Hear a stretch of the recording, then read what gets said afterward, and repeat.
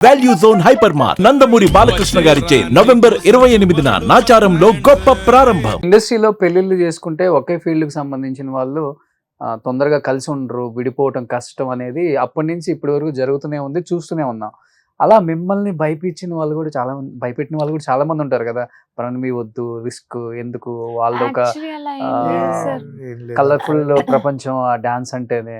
మందేమో వేరు. నేనే చూసాను సార్ అలా ఉన్న కపుల్స్. అదే నేను చెప్తున్నా. సరే డాన్స్ అంటే కలర్ఫుల్ నిజంగా కలర్ఫుల్ లైఫ్. ఎలా అంటే డాన్స్ ఈజ్ సెలబ్రేషన్. మనం వినాయక చవితి పండల ముందు వినాయకుడి నిమజ్జనంలో ముందు ఎగురుతున్నప్పుడు కొన్ని కలర్స్ ఎగురుతుంటున్నప్పుడు అది మనం చూడడానికి కన్నుల పండగ లాగా ఉంటది. అంటే కలర్ఫుల్ లైఫ్. అదే కృష్ణుడు ఉట్టి కొట్టి డాన్స్ చేస్తూ అక్కడంతా హంగామా జరుగుతున్నప్పుడు అది కలర్ఫుల్ గా ఉంటది. నవరాత్రులకు దాండియా ఆడుతున్నప్పుడు ఒక 100 మంది అమ్మాయిలు అబ్బాయిలు కలర్ఫుల్ గా ఉంటది. డాన్స్ అంటే సెలబ్రేషన్ అది. సో దాంట్లో ఏంటి, ఇది ఇండివిజువల్ టాలెంట్. సింగింగ్ అనేది ఒకరే పాడతారు, వాయిస్ ఇస్తారు. మాకు అక్కడ 100 మంది ఆడితే ఒక పాట తయారవుతుంది. కాబట్టి రంగుల ప్రపంచం అంటే ఆబ్వియస్ గా రంగుల ప్రపంచం. భయపెట్టే వాళ్ళు ఎక్కువ ఉంటారు, ఎక్కువ ఉంటారు సార్. కానీ మాకేంటంటే పెళ్ళైన తర్వాత కూడా మళ్ళీ ఏదో ఒక మిస్అండర్స్టాండింగ్ వచ్చే ఛాన్సెస్ కూడా ఉంటాయి. అంటే తప్పని నేను ఇప్పుడు ఎవరో చెప్పారు ఇలానే పెద్ద సిద్ధాంతులు గారు ఇలా వెళ్ళి తెలిసిన వాళ్ళు వాళ్ళ అమ్మాయి చేసుకోబోయే అబ్బాయిని ఇలా జాతకాలు చూపించి, సార్ అన్ని అక్యురేట్ గా కలుస్తున్నాయి, ఒకసారి చెప్పండి సార్ అన్న.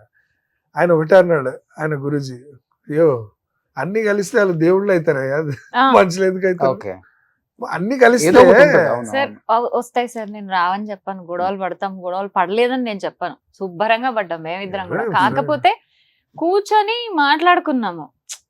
అర్చన ఏం చేసినా ఏమైనా అది 2 minutesే.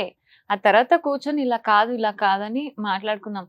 సార్ ఇద్దరిలో ఎవరిలో ఒకళ్ళు ఖచ్చితంగా అడ్జస్ట్ అవ్వాలి సార్, తప్పదు అది.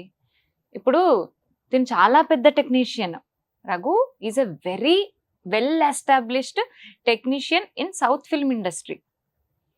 అండ్ ఐఎమ్ ఎన్ అప్పటికి ఓకే, నంది అవార్డ్స్ వచ్చాయి, అన్నీ వచ్చాయి. నేను కూడా ఓ మోస్తారు బాగానే పాడుతున్నాను, అందరికీ తెలుసు. మంచి మంచి వాళ్ళ దగ్గర పాడుతున్నాను. అప్పుడు నేను ఆ స్టేజ్లో నేను ఇంకా చెన్నై మూవ్ అయ్యి చక్కగా యువన్ శంకర్ రాజా గారి దగ్గర వాళ్ళ దగ్గర వీళ్ళ దగ్గర పాడుతున్నాను సార్. నేను పాడలేదని నేను చెప్పాను. ఒక్కసారిగా నేను అక్కడ ఊహించుకున్న లైఫ్ నాది వేరు. అక్కడ ఉండుంటే ఇంకా పెద్దగా నేను ఇంకా పెద్ద స్టేజ్కి వెళ్ళేదాన్నేమో. బట్ ఒకసారి నేను అక్కడ ఉండి సెటిల్ అవుదాం అనుకున్న దాన్ని ఇటు వచ్చేసాను. ఇటు వచ్చి నేను పెళ్లి చేసుకున్నాను. ఖచ్చితంగా నాకు చాలా కష్టమైంది సార్ అడ్జస్ట్ అవ్వడానికి. బట్ హ్యాపీగా అడ్జస్ట్ అయ్యాను నేను, ఇష్టంగా అడ్జస్ట్ అయ్యాను నేను. తర్వాత ఇంకా పాప పుట్టాక డెసిషన్ నాది, ప్యూర్గా నాదే. ఇంట్లో ఉండాలి, నేను పాపను చూసుకోవాలి అన్న డెసిషన్ నాది. ఎందుకంటే పిల్లలకి తండ్రో తల్లో ఎవరో ఒకళ్ళు ఖచ్చితంగా ఉండాలి. నాయనమ్మల మీదో అమ్మమ్మల మీదో మీరు చూడండి, మీరు పెంచండి, అది నా మెంటాలిటీ కాదు. అది అసలు వాళ్ళ బాధ్యత కాదు సార్. పెద్దవాళ్ళు వాళ్ళు ముద్దుగా వచ్చో లేకపోతే ఇష్టంగా వచ్చో చూసుకోవాలి, కానీ అబ్బా ఒక బర్డెన్ గాను ఒక రెస్పాన్సిబిలిటీ గాను తీసుకోకూడదు. వాళ్ళ రెస్పాన్సిబిలిటీయే కాదు. అందుకని నేను హ్యాపీగా ఉన్నాను సార్. ఇలా అడ్జస్ట్ అవ్వగలిగితే హ్యాపీగా ఒక ఫీల్డ్ లో ఉన్న వాళ్ళు చేసుకోవచ్చు సార్, తప్పులేదు. లేదు మేము అడ్జస్ట్ అవ్వలేము, మా కెరీర్ ఓరియంటెడ్ మేము, నేను కూడా అంతే ఈక్వల్ గా వెళ్ళాలి, కానీ పిల్లల్ని చూసుకోవాలి అవి ఇవి అంటే కుదరవు సార్.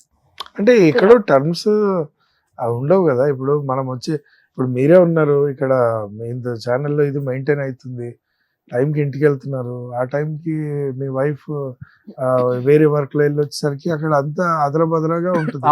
పిల్లలు ఇప్పుడు మనం గ్రేట్ ఇన్స్పిరేషన్ పీపుల్ని అందరినీ చూస్తాం. అంటే నేను ఈదర్ హస్బెండ్ ఆర్ వైఫ్ ఇద్దరి సంగతి మాట్లాడచ్చు. ఏంటంటే సచిన్ టెండూల్కర్ గారు ఉన్నారు, ఆయన రిటైర్ అయిన రోజు, రిటైర్ అయిన ఇది చూశారు కదా ఈవెంట్.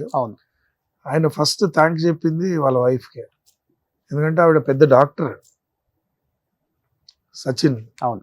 ఆయన కెరీర్ మూవ్ అవుతున్నప్పుడు, ఎవరి కెరీర్ అయినా స్ట్రాంగ్ ఉన్నప్పుడు కొన్ని రోజుల వరకు, అంటే తను చెప్పినట్టు పిల్లల్ని చూసుకునే స్టేజ్, స్కూల్కి వెళ్ళి ఫిక్స్ అయ్యి అనే స్టేజ్ వరకు ఎవరో ఒకరు ఒక సపోర్ట్ ఇస్తే డెఫినెట్లీ ఫ్యామిలీ అనేది తీసుకున్నాక మళ్ళీ రిగ్రెట్ అయ్యి నీ వల్ల నేను చేశాను, నీ వల్ల నాకు ఇట్లా బాధపడకూడదు. అయ్యో అసలు నేను అంటాను కదా, ప్యూర్ గా నా డెసిషన్ సార్ ఇది. రఘు ఎప్పుడు నన్ను లేదు అట్లా ఉండాలి పిల్లలు ఇప్పుడు శ్రద్ధ అలా ఎప్పుడు ఎవ్వరు నన్ను మా ఇంట్లో ఎవ్వరు ఫోర్స్ చేయలేదు.